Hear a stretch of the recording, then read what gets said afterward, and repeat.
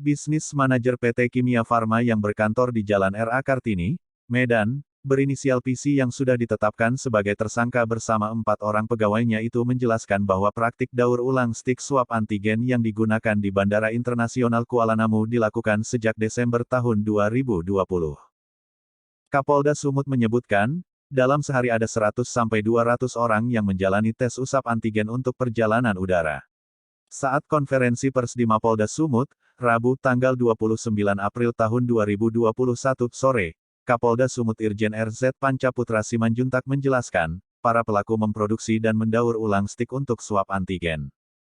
Stik ini dikumpulkan oleh para pelaku, kemudian dicuci kembali, dibersihkan dengan cara mereka sendiri, lalu dikemas ulang, dan digunakan oleh para pelaku untuk melakukan tes swab di Bandara Kuala Namu. Dijelaskannya, para pelaku dapat melakukan daur ulang rapid test antigen atas perintah Kepala Kantor Wilayah atau Bisnis Manajer PT Kimia Farma Solusi yang ada di Kota Medan dan bekerja sama sesuai kontrak dengan pihak Angkasa Pura II dalam rangka melaksanakan tes swab antigen kepada para penumpang yang akan melaksanakan perjalanan udara. Setiap kali melakukan ini, tes swab biayanya adalah Rp200.000 dengan perjanjian kerjasama antara pihak PT Angkasa Pura dan PT Kimia Farma.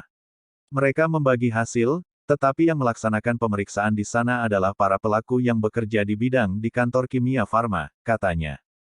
Kepala Kantor Wilayah atau Bisnis Manajer yang ditunjuk saat ini adalah pejabat sementara di kantor Kimia Farma Medan di Jalan R.A. Kartini.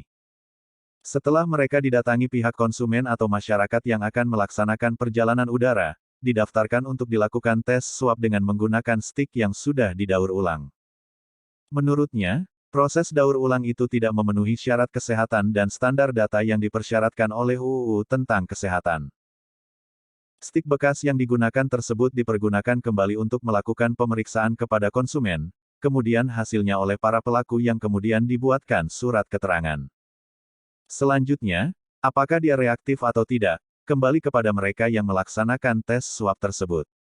Dari hasil pengungkapan yang dilakukan oleh teman-teman jajaran Ditreskrim Suspolda Sumut, kegiatan ini atau daur ulang ini sudah dilakukan oleh pelaku sejak bulan Desember tahun 2020, katanya.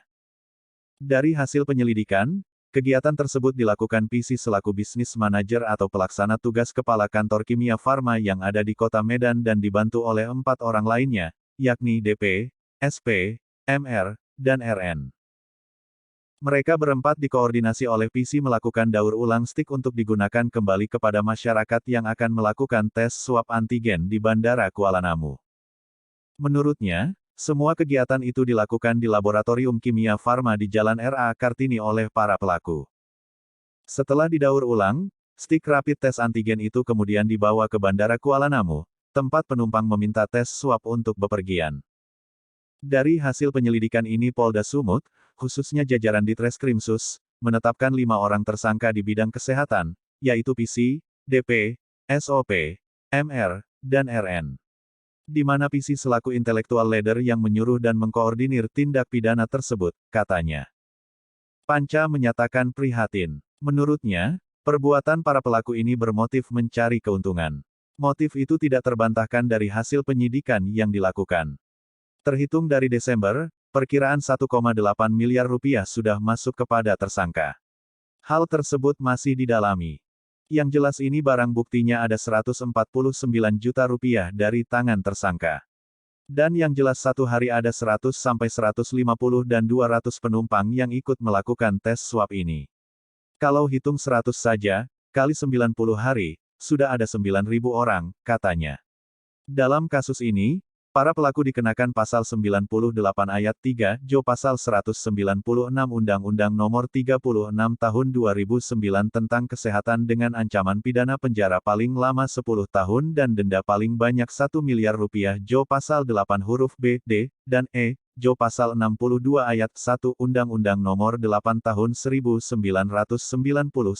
tentang Perlindungan Konsumen dengan ancaman pidana penjara paling lama 5 tahun dan denda Rp2 miliar.